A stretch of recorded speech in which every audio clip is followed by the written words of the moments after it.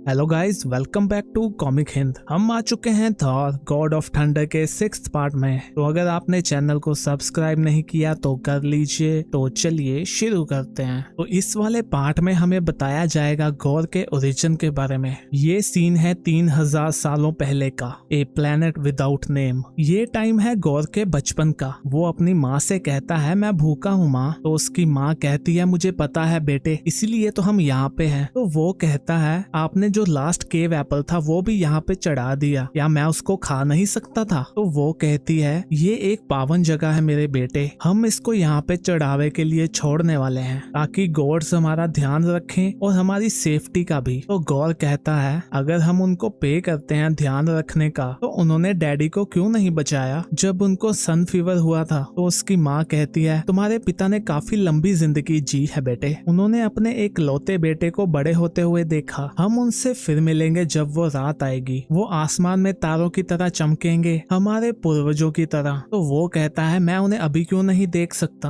और हम गॉड्स को क्यों नहीं देख सकते। तो उसकी माँ कहती है तुम विश्वास रखो, एक दिन तुम सबको देखोगे। वो कहता है शायद मुझे विश्वास तो है माँ। वो कहती है हमेशा गॉड्स का आदर करना, वो तुम पे अपना आशीर्वाद बनाए रखेंगे जैसे कि उन्होंने मुझे तुम दिए मेरे प्यारे बेटे गौर। तभी उन्हें जानवरों की आवाज आती है। उसकी माँ कहती है ये तो सैंड टाइगर हैं, बेटे तुम भागो और पीछे मुड़ के मत देखना। तो वो वहाँ से भाग जाता है और वो कहती है गॉड तुम्हारा ध्यान रखे जैसे उन्होंने मेरा रखा था। हम देखते हैं कि वो सैंड टाइगर उसे मार देते हैं। ये सीन है कुछ सालों बाद का। तो यहाँ पे गौर बड़ा हो चुका है और उसकी शादी हो चुकी है। वो अपनी बीवी के लिए कुछ खाने को लाता है। वो कहता है मुझे माफ करना, मुझे तो बस यही मिला। तो उसकी बीवी कहती है कोई बात नहीं गौर, एक दिन वो रात आएगी, गॉड हमारी प्रेयर को सुनेंगे। वो कहता है प्लीज आरा खा लो, तुम्हें खुद में शक्ति चाहिए। बच्चे सोए हुए हैं बट भूख से उनके पेट की आवाज मैं सुन सकता हूँ। तो वो उसे अपना पेट दिखाते हुए कहती है बट ये नहीं सोया हुआ, ये एक दिन महान शिकारी बनेगा, बिल्कुल अपने पिता की तरह। गौर कहता है हम सभी भूख से मर रहे हैं, हमारी पूरी ट्राइब, हमारी गुफा में कुछ नहीं बचा, यहाँ तक कि कीड़े भी नहीं। हम तो बस इसके गीलेपन को चाट सकते हैं, हमें यहाँ से बाहर जाना होगा चाहे सन शापित हो। अगर हमें जीना है तो हमें ये गुफा छोड़नी होगी। तो उसकी बीवी कहती है गॉड हमें सब कुछ देंगे, उनके पास हमेशा होता है, तुम्हें बस अपनी लाइफ को उनके हाथों में छोड़ना है। तुम बस शांत हो जाओ और उनकी आवाज को सुनने का ट्राई करो। बट तभी वहाँ पे भूचाल आता है और उसकी बीवी वहाँ से नीचे गिर जाती है। गौर भी उसको बचा नहीं पाता। ये सीन है कुछ महीनों बाद का। यहाँ गौर और उसके साथी कहीं जा रहे हैं। गौर ने अपना बच्चा उठाया होता है। वो पूछता है मम्मी कहाँ पे है। तो वो कहता है वो तो काफी टाइम पहले मर चुकी है, अगर तुम रेस्ट करो हम जल्दी ही वहाँ पहुँच जाएंगे। तो वो कहता है मम्मी मर चुकी है, मेरी बहनों के जैसे, उनको भी सन फीवर हुआ था। तो गौर कहता है मेरे बच्चे हम पहुँचने ही वाले हैं, अगली पहाड़ी के आगे मैं जंगलों को देख सकता हूँ। तो उसका बेटा कहता है वहाँ पे वाटरफॉल भी होगा, मुझे ऐसा लगा जैसे मैंने सुना है। तो वो कहता है हाँ वहाँ पे होगा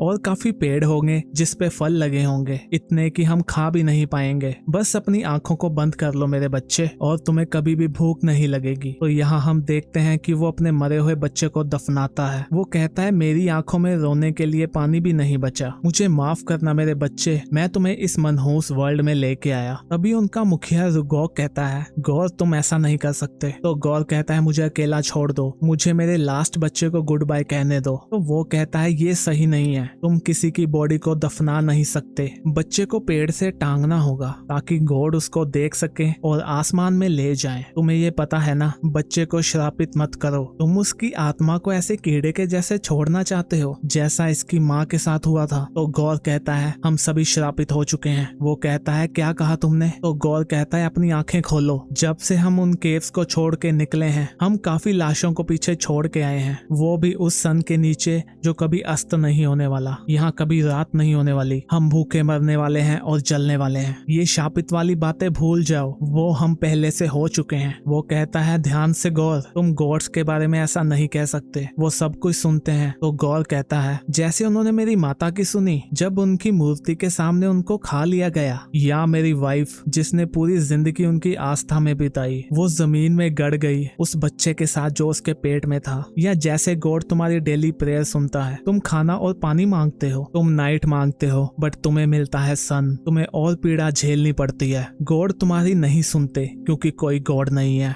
ना ही कभी था। आसमान में कोई गॉड नहीं है, कोई गॉड नहीं है जिसने हमें बनाया हो। किसी गॉड को हमारी परवाह नहीं है, यहाँ बस हम हैं और जल्दी ही हमें ये मान लेना चाहिए। बट तभी वो लोग उस पे पत्थर फेंकते हैं। वो कहते हैं ये गॉड के बारे में गलत बोलता है, ये ब्लैक गॉड को मानता है, इसको मारो। इसकी खराब टांग से ही मुझे पता लग गया था। तो कोई कहता है चलो इसे खा जाते हैं, बट तभी उनका मुखिया कहता है कोई इसको टच नहीं करेगा, ये अशुद्ध है, इसको जाति से निकाला जाता है। गॉड तुम्हारी आत्मा को शांति दे गौर, क्योंकि ये सन तुम्हें नहीं छोड़ने वाला। तो यहाँ हम देखते हैं वो अकेले चलता जाता है। वो कहता है मैं मरना चाहता हूँ, ना हेवन है ना हेल है, मतलब मैं मर सकता हूँ, मुझे कभी नहीं सोचना पड़ेगा, मुझे कभी फील नहीं करना पड़ेगा, कुछ नहीं होगा, सब कुछ ब्लैक होगा, प्लीज मुझे वही चाहिए। तभी वहाँ से आसमान से कुछ आता है और वहाँ पे धमाका होता है। वो कहता है चैन से मर भी नहीं सकता, ये है क्या। वो वहाँ तक जाता है, वो देखता है कि ये गॉड होते हैं, उन्होंने एक दूसरे में अपने हथियार घुसा दिए हैं, एक ब्लैक है और एक गोल्डन। गौर कहता है गॉड्स, इसका मतलब गॉड्स हैं। उनमें से एक उसको बुलाता है तो गौर कहता है ये बोल भी सकते हैं। वो गोल्डन गॉड कहता है क्या तुम मेरी हेल्प करोगे। तो गौर कहता है हेल्प, वो भी तुम्हारी। अब तुम कहाँ थे जब मेरे बच्चे भूख से मर गए, जब मेरी बीवी चिल्ला रही थी हेल्प के लिए, जब मेरी माँ को वो जानवर खा गए। तुम कहाँ थे जब हमें अपने गॉड चाहिए थे। अभी वो ब्लैक गॉड की जो स्वॉर्ड होती है वो गौर के हाथों में पहुंच जाती है और वो नुकीली चीज बन जाती है। गौर उसको पकड़ता है और गॉड को मार देता है। वो बताता है ये काफी सालों पहले आसमान से गिरा था, मैंने उसको उठाया और अपने पहले गॉड को बुच्चर किया। तभी मेरे दिमाग में एक सवाल आया, क्या और भी गॉड होंगे। हम देखते हैं कि वो उसका ही पार्ट बन जाता है और वो स्पेस में निकल जाता है। और ये सीन है काफी सदियों बाद का।